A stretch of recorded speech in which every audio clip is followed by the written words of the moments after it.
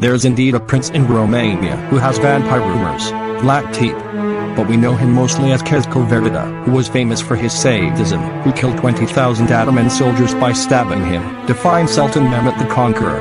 He was thought to be a vampire because there were rumors that he put barrels under the stakes where he set people and drowned the accumulated blood. Tepeş is the son of the king of Wallachia, a region of Romania. The Ottoman Empire allows his father to remain in charge of the kingdom in exchange for paying him taxes. In return, he takes the king's 2 sons hostage. Children taken to Tokat learn the Qur'an, Turkish and military order with the princes. Growing the Ottoman palaces then, the story of the 2 brothers unfolds like Turkish films. 1. Radu is successfully recruited, accepted Islam and later appointed as an Ottoman overlord to the land he came from, Wallachia. The other brother, Vlad Tepeş, on the other hand, is a fierce Ottoman enemy and spends his life fighting both his brother and the Ottoman. Taking advantage of the army that Austria-Hungary gave him for another purpose, he entered Wallachia and declared his kingdom. Fatih tells him that if you're the manager, pay your tax.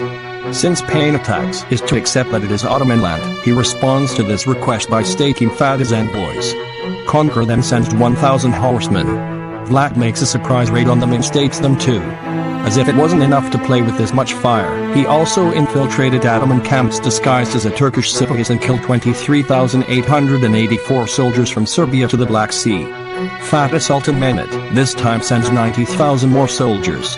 When Tepeş killed 15,000 soldiers in one night with small surprise attacks, Fatih could not stand it anymore and came out.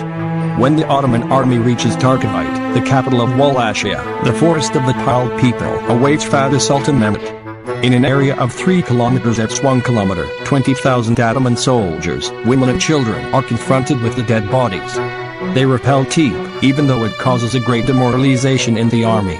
Vlad is forced to leave Wallachia and retreat to Moldova, but the war continues. Fatih gives the task of ending the war to Vlad's own brother, Radu.